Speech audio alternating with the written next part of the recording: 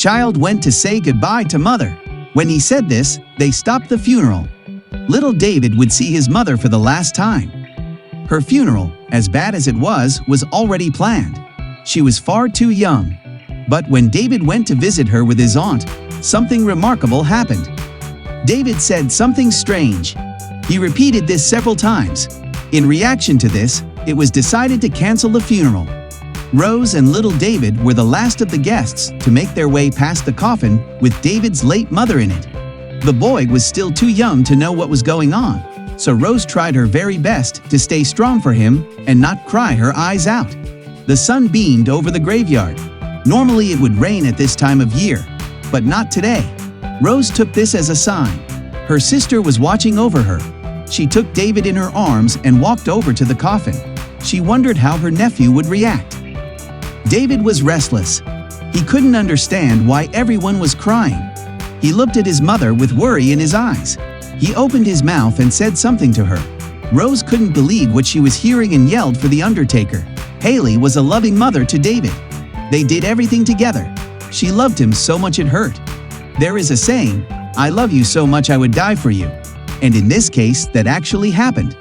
Her bond with David was so strong she would do anything for him and give him everything he asked. Every morning, Haley and David would go on a stroll. David loved to go to a nearby park and swing for hours. Haley would push him, and David would sit and giggle. He was not old enough to go to school yet, so he spent a lot of time with his mother. David's father was not in the picture. He had left Haley just before she gave birth to David. He had never tried to contact them or get to know his son. Haley hated him for that. She never imagined her son having to grow up without a father. But Haley's father, Jonah, jumped in and became the best role model for his grandson. Haley would drop David off at her parents' house every Wednesday so that she could have a day to herself. She never fully enjoyed it because she missed David, but she knew it was good for her. She would go to the gym or spend time with her best friend, her sister Rose. Rose and Haley had 4 years between them. She was very protective of her sister, being the older one. Haley could see that David loved his auntie and that they had a great bond together. So, she made Rose David's godmother in her will. Rose didn't know about this, but she would soon find out. Haley's death was a tragedy. She died way too soon, and the whole community mourned for her. Something like this had never happened in her small town. It was peaceful there, and many families and elderly people lived there. But the town would remember this day forever. It was Wednesday, and Haley was getting ready to drop David off at her grandparents'. First, she packed his bag and got herself and David dressed. She overslept that morning and was in a hurry to get everything done in time. But while Haley was making breakfast, something horrible happened. It was time to eat breakfast. She looked for David, but he wasn't in his play corner anymore. She started to panic. She searched everywhere in the house, but he was nowhere to be found. Then she noticed something. She had left the door open to the garden. How was that possible? David had just learned to walk, so his legs weren't very steady. He couldn't have gone far, Haley thinks as she puts on her boots. She runs outside and starts calling for David. The worst-case scenario would be David walking to the playground on his own, because he had to cross a very busy crossroad. Haley then spots David's little head in the distance. Her worst fear had come through. She sprints in his direction, but he has already started crossing over. She runs as fast as she can, not looking at the cars passing. And when she had almost reached David, tragedy struck. What she feared would happen to her son had happened to her. David didn't know what was happening. His Aunt Rose had come to pick him up and had brought him to his grandparents. He had seen police cars and an ambulance, so he was very excited. He didn't understand why everyone was so sad around him and kept asking about his mother. Rose acted strong and happy around her nephew, but she was hurting inside. She had just lost her best friend, her sister. She knew David didn't understand, so she sought distraction in him. They would help each other in a way. Rose expected David to go and live with his grandparents, but it soon turned out that wasn't going to happen. Rose found out that she was David's godmother. Why did her sister keep this secret from her? She loved her nephew, but she never imagined herself being a mom at this age. There was no place for David in her small apartment. But it turned out Haley had left her house to Rose as well. David was to stay with his grandparents until after the funeral, so Rose would have time to move out of her apartment and into Haley's home. It was tough for Rose to adjust to this. Everything was moving so fast. She had lost her sister, became a mother, and moved homes all in a matter of a few hours. On the morning after the accident, Rose got a call. It was from an unknown number, but she answered it anyway. A man started talking from the other side. She didn't realize who it was at first, but then it clicked. It was Vincent, David's father. He had heard about the accident and wanted to claim David. This was not going to happen. Rose told Vincent that she was his godmother and Haley wanted her to care for David. But Vincent disagreed with that. They heatedly argued, and Vincent told her to watch her back because he was coming for her. This didn't scare Rose. Vincent had never been a real father to David. This was a done deal. That afternoon, the doorbell rang. When Rose opened the door, her mouth fell open. Vincent was standing opposite of her and barged through the door. "Where is my son?" he said, but David was still at his grandparents' house. Rose wondered why Vincent was so keen on seeing his son. He had never cared for David, so why did he care now? Why do you care about David all of a sudden? You have never been a father to him in the past. You weren't even there when he was born, but I was. Rose's emotions were getting to her. She yelled at Vincent and started crying. "Why are you doing this?" she asked. "David doesn't even know you. You never even paid child support or visited once." Rose's voice broke. She couldn't bear to argue about this now. This was the worst timing ever. She needed to be alone and mourn for her sister, so she could be a positive influence on David when he moved back home.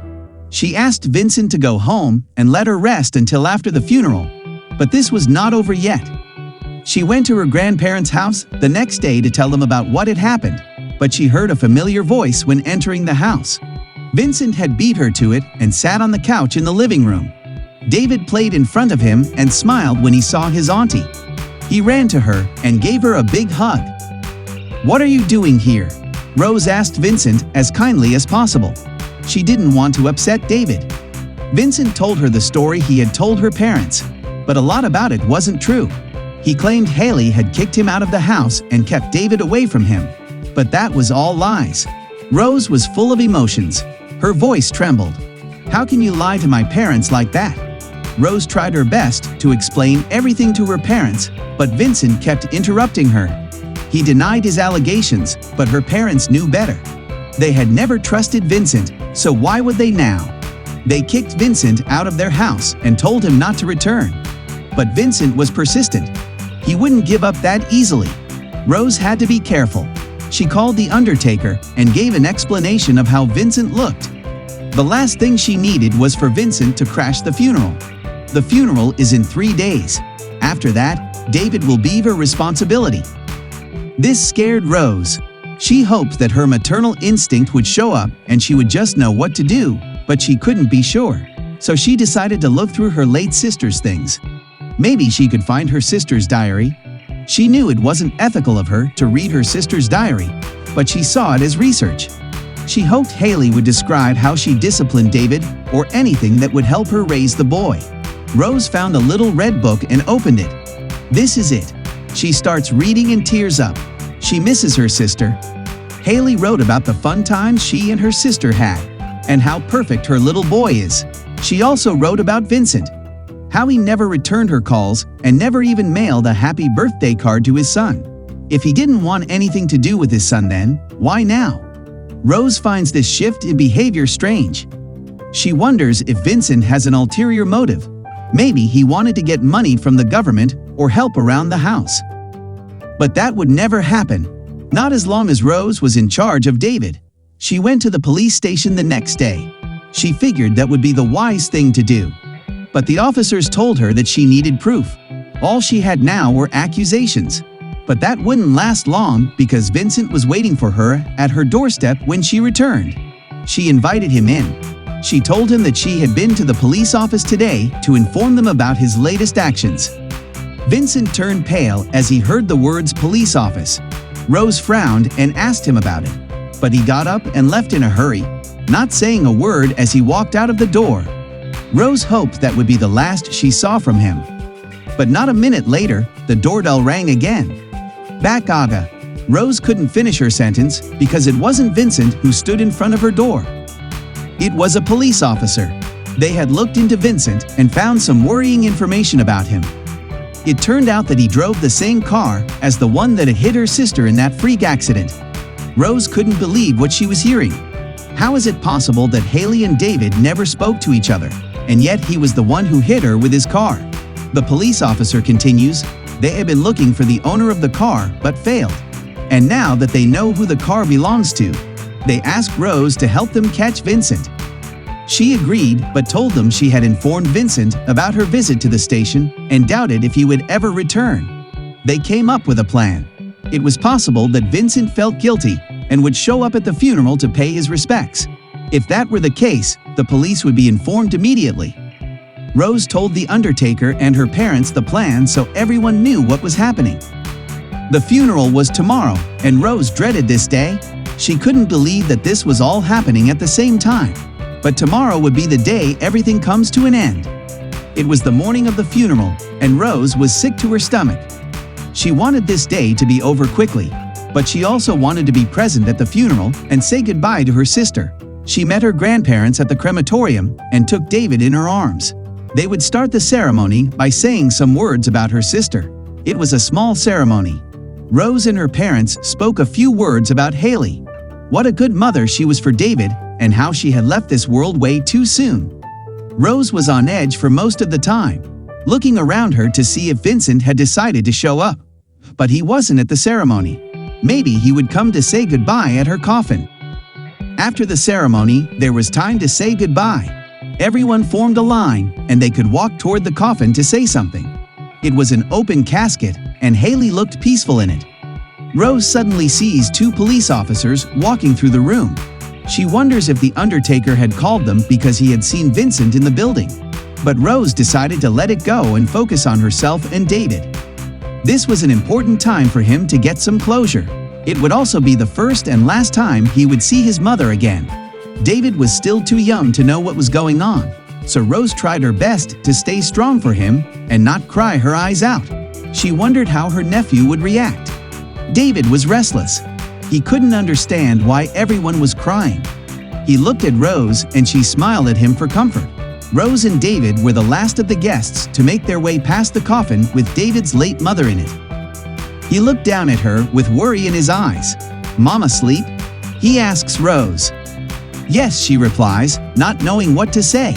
She notices that David got a strange look on his face. He mumbled something Rose couldn't understand and got frustrated when she didn't do anything. He tried to worm himself out of her arms, but Rose stepped away from the coffin and put him on the ground. David started to cry. He tried to lift himself on the edge of the coffin to look over it at his mother, so Rose picked him up again. She looked around to see if someone could help her, but no one was in the room anymore. She calmed David down and asked him what it was he was saying. This time, Rose understood him and notified the undertaker about David's findings. She knew she couldn't go through with the funeral if this weren't sorted out. Rose assured David that they would look into this, and all they could do was wait now. David calmed down, and they waited outside. The sun beamed over the graveyard. Normally it would rain at this time of year, but not today. Rose took this as a sign. Her sister was watching over her. A tear rolled down her cheek, and David wiped it away. She looked at him and suddenly felt it was all going to be all right. The undertaker walked outside and informed her that the issue had been resolved. She walked inside with David in her arms and looked at her sister. She looked complete now. Rose couldn't believe David would notice such a small detail about his mother. This showed how much he loved her. David noticed that Haley wasn't wearing her necklace with her and David's initials. She had gotten that necklace from Rose for David's birth and had worn it every day since then. But the paramedics had to take it off after her accident. Luckily for Rose, someone could pick it up at the hospital. The funeral could continue, and it was a beautiful ceremony. She got cremated but still had a little memorial stone on the wall, so David had a place to visit.